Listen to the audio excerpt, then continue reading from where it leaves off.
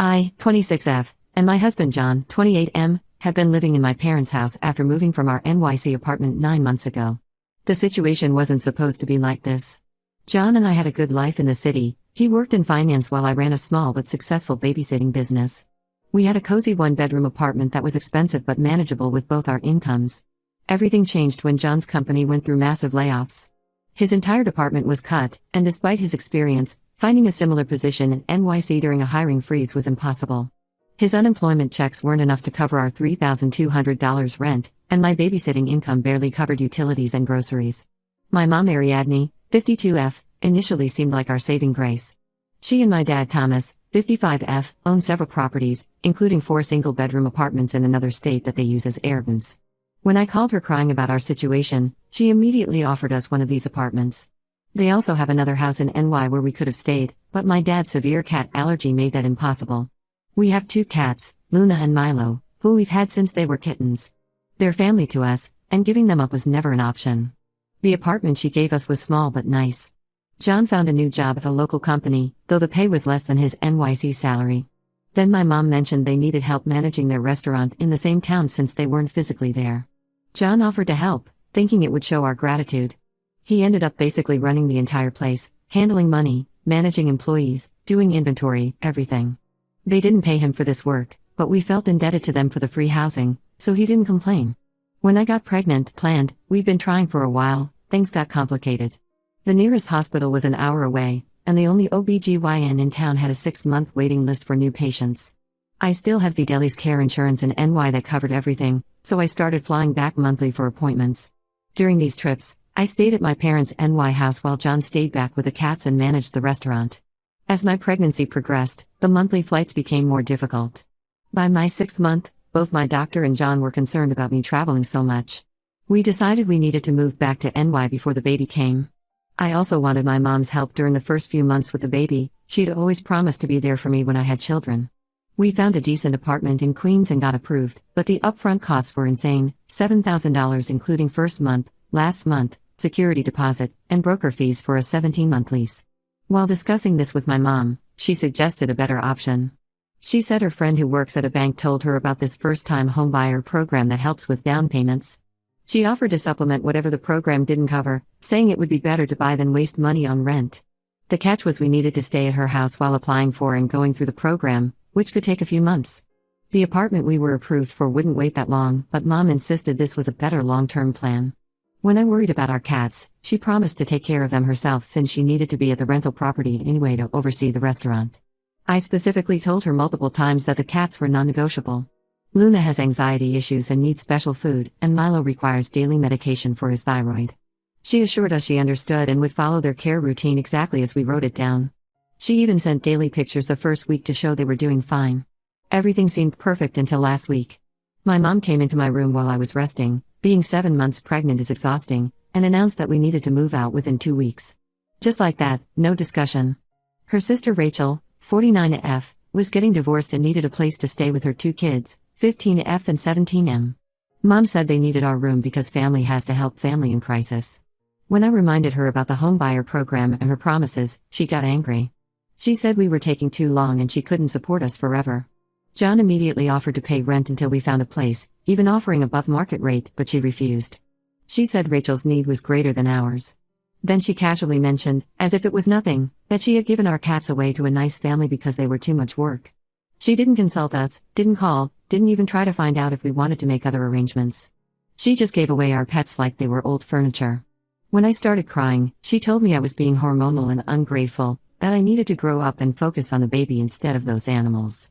John is beyond furious. Not only did she give away our cats without permission, but she's also trying to kick us out after he spent months running her restaurant for free. He worked his regular 9-to-5 job and then spent every evening and weekend at the restaurant, handling everything from employee schedules to banking. He never complained because we thought we were working toward buying a house with their help. Now we're about to be homeless at 7 months pregnant, our cats are gone, and all our savings went to prepping for the baby because we believed my mom's promises about helping with housing. I don't know what to do. John wants to demand payment for his work at the restaurant, but I'm scared that will make things worse. My dad won't get involved, saying we need to work it out with Mom. I feel betrayed and terrified about what's going to happen to us. Update 1. The past week has been absolute chaos. After my last post, John and I spent every waking moment searching for both apartments and our cats. We stayed in my parents' house during this time, but the tension was unbearable. My mom kept making passive-aggressive comments about how we needed to hurry up and find a place because Rachel would arrive soon. Finding our cats became our first priority. John posted their pictures in every local Facebook group he could find, and I spent hours calling shelters in the area. Finally, 3 days ago, someone in a pet-related Facebook group recognized Luna and Milo. They had seen them on a free Cats to Good Home post in a different group. Through some intense social media detective work, we tracked down the family who had them. They live 4 hours away in a small town. When John first called them, they were hostile. According to them, my mom had said we abandoned the cats because we were having a baby and didn't want them anymore. She told them I was an irresponsible pet owner who neglected them, and she was trying to find them a better home before we potentially harmed them. The family, being animal lovers, believed they were saving our cats from a bad situation. John drove there immediately to explain everything. He took all our vet records, photos of us with the cats, and even their prescription medications to prove they were ours. Thankfully, the family turned out to be understanding once they heard the full story.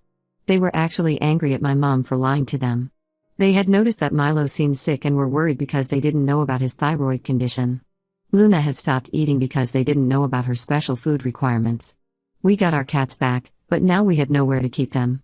No relatives would take us in with pets, and my mom had made it clear we needed to be out of her house immediately. We ended up checking into a pet-friendly extended stay hotel that costs $120 per night. It's destroying our savings, but we couldn't leave our cats again. Then yesterday, my Aunt Rachel called me out of the blue. She was confused because her friend had mentioned something about her moving in with my mom.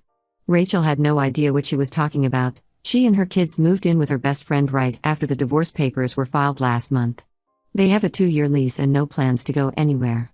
She had never asked to stay with my mom and was shocked that my mom was using her as an excuse to kick us out. I confronted my mom about this lie, and that's when everything really exploded. After denying it for an hour, she finally admitted the truth. Her friend Nancy wants to rent our room on Airbnb during the upcoming tourist season. Apparently, they can charge $300 per night during peak times. My mom figured she could make more money from short-term rentals than by helping her pregnant daughter. But that wasn't even the worst revelation. One of the restaurant employees, Mark, called John in a panic. He said my mom has been telling everyone that she had to get rid of us because John was stealing money from the restaurant. She's been spreading this story to relatives and local business owners, claiming she caught him taking cash from the register but decided not to press charges because I'm pregnant. She's using this lie to justify kicking us out and to explain why John isn't managing the restaurant anymore. John immediately pulled all his bank records and even got copies of the security camera footage from his time at the restaurant. He has proof he never took anything, but the damage is already done. Several of our relatives have already called to express their disappointment in him, and he's worried this rumor could affect his current job if it spreads further. I also decided to investigate the homebuyer program story. I called my mom's banker friend myself, and he was completely confused. He hadn't spoken to my mom in over a year, and the last time they talked was about refinancing one of her properties. He knew nothing about any first-time homebuyer program. The whole thing was a complete fabrication to stop us from taking that apartment we qualified for. Now that place is gone, and current rental prices are even higher than they were a month ago.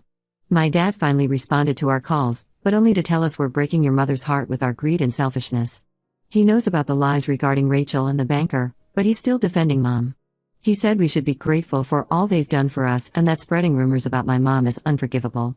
The only family member on our side is my younger brother Mike, 24M. He moved out at 18 and barely keeps in contact with our parents.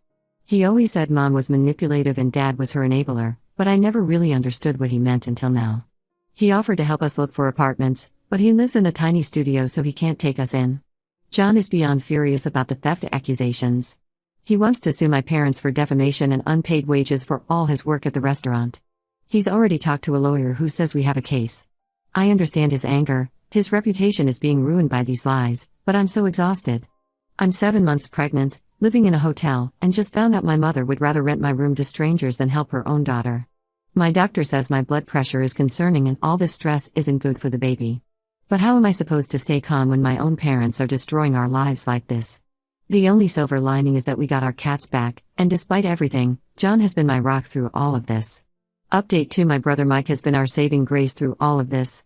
While helping us apartment hunt, he started noticing strange things about my mom's recent behavior. He discovered she lost almost $400,000 in some online crypto investment scheme about 3 months ago. She kept it completely hidden from everyone, even my dad. This explains why she's suddenly obsessed with making extra money. She's trying to recover her losses before anyone finds out. The whole situation with the Airbnb makes more sense now. She wasn't just being cruel by kicking us out, she's desperate for cash flow. The tourist season in our area can bring in serious money, and she's trying to convert every possible space into short-term rentals. But the real bombshell came from Nancy, my mom's friend. After seeing how bad things had gotten, Nancy felt guilty and confessed everything to Mike. The whole homebuyer program story was part of an elaborate scheme. My mom planned to use our good credit and first-time buyer status to get a house, then somehow pressure us to move out and let her take over. She figured she could bully us into it once we were financially committed. She told Nancy that pregnant women will agree to anything if they're desperate enough. The employee who warned John about the theft accusations, Mark, got fired last week. But before he left, he made copies of all the restaurant's recent paperwork. Turns out my mom had been keeping 2 sets of books, one showing the real numbers and another with manipulated figures. She was using John as a scapegoat to hide her own financial mismanagement. The real books actually show that under John's management, the restaurant had its most profitable quarter in 5 years. We're still stuck in the extended stay hotel, but Mike finally convinced his landlord to let us temporarily stay in his spare room. It's cramped, basically a converted closet, but it's better than spending $3,600 a month on the hotel. Our cats are adjusting surprisingly well to the small space. The biggest change came when my dad discovered Mom's financial secrets. Someone from the investment company called their home phone about recovering the lost funds, and he picked up. They had a massive fight that the neighbors could hear. He finally called us to apologize, admitting that Mom has had a gambling problem for years that he tried to help her hide. He kept hoping she would get better on her own, but instead, she just got better at hiding it. John took all our evidence, the real books, the fake books, Mark's testimony, the security footage, and proof of his unpaid work, to a lawyer. The lawyer said we have a strong case against my parents for defamation, unpaid wages, and possible financial fraud. He helped us file a police report to protect ourselves, saying we need an official record in case my mom tries to blame more things on John. The stress has been affecting my pregnancy significantly. My blood pressure won't stabilize, and the doctor is worried about preeclampsia. I'm now having twice-weekly checkups instead of the usual monthly visits. John has been handling everything, the legal stuff, the apartment hunting, taking care of me and the cats, all while working his regular job. There might be some hope for our housing situation though. John found an apartment about an hour outside the city. It's farther than we wanted, but the rent is actually affordable and they accept pets. The commute would be rough, but at this point, we just need stability before the baby comes. My mom keeps trying to contact us through different numbers and new social media accounts, switching between threats and tearful apologies. She even showed up at John's workplace once, causing a scene about how we're destroying the family. His boss was understanding thankfully, especially after hearing about the missing wages from the restaurant. Mike says he's not surprised by any of this. Apparently, she pulled similar stunts with his college fund years ago, which is why he moved out so young. I feel stupid for not seeing the pattern sooner, but I guess I wanted to believe she had changed. The hardest part is knowing this isn't just about money anymore. Even if she somehow recovered all her losses tomorrow, I don't think I could ever trust her again. She was willing to make her pregnant daughter homeless and destroy her son-in-law's reputation just to cover her own mistakes. That's not something you can just forgive and forget. Final update: a lot has changed since my last post. We moved into an apartment about an hour from the city. The commute is long but manageable, and more importantly, we're finally stable. The landlord turned out to be incredibly understanding about our situation and even waived the pet deposit for our cats after hearing what happened. Our daughter Emma was born healthy last month, despite all the stress during pregnancy. I ended up needing an emergency C-section due to preeclampsia, but we both recovered well. The cats have become surprisingly protective of her. Luna sleeps next to her crib, and Milo follows me whenever I carry the baby. The situation with my parents took several unexpected turns. Mom's attempts to blame everything on their accountant backfired spectacularly. He had kept detailed records of every time she instructed him to create fake books, including emails and recorded phone conversations. When the police got involved because of potential tax fraud, he handed everything over to save himself. My dad finally filed for divorce after discovering Mom had gambled away $380,000 of their retirement savings. He sold the restaurant to one of their long-term employees, ironically, Mark's cousin, and moved in with my uncle. He's been trying to rebuild a relationship with us, sending baby gifts and apologetic letters. I'm not ready for that yet. His years of enabling Mom's behavior caused too much damage. Mark, the employee who helped expose Mom's lies, landed a management position at a larger restaurant chain. He gave John a glowing reference, which helped counter any damage from Mom's theft accusations. John's new job actually pays 30% more than his old NYC position, and his company is talking about promoting him to department head next year. Mike helped us compile a detailed timeline of Mom's gambling habits and investment losses going back 5 years. We discovered she had already lost 3 other properties, which explains her desperate attempt to use us to get a new one. She's still playing the victim with relatives, claiming we fabricated everything to hurt her, but the evidence is too solid for anyone to believe her anymore. The recordings Nancy sent us of Mom planning to steal our future house weren't needed for legal purposes since we didn't pursue the lawsuit. The ongoing police investigation made it unnecessary. But those recordings helped convince several family members who were still on the fence about the situation. Last week, Mom showed up at our apartment unannounced, demanding to see her granddaughter. She hasn't changed at all. She tried guilt-tripping me about keeping a grandmother from her only grandchild and then threatened to sue for grandparents' rights when I refused to let her in. The police escorted her away, and we're now in the process of getting a restraining order. I blocked her on everything after that incident. It's clear she still sees us as things to manipulate rather than people to love. She views Emma as just another tool to regain control, and I won't let my daughter be used like that. Our lawyer says her legal threats are empty. She has no case for grandparents' rights, especially with her documented history. Life is quieter now, and honestly better. John's job is going well, the cats have settled into our new home, and Emma is thriving. Some days I still feel sad about losing my parents, but then I look at my daughter and know I made the right choice. She deserves better than a grandmother who sees her as a pawn and a grandfather who would stand by and let it happen. I've learned that sometimes the best family is the one you choose, not the one you're born into. Mike visits regularly, John is an amazing father, and our little unit is happy. Sometimes cutting ties is the healthiest choice you can make.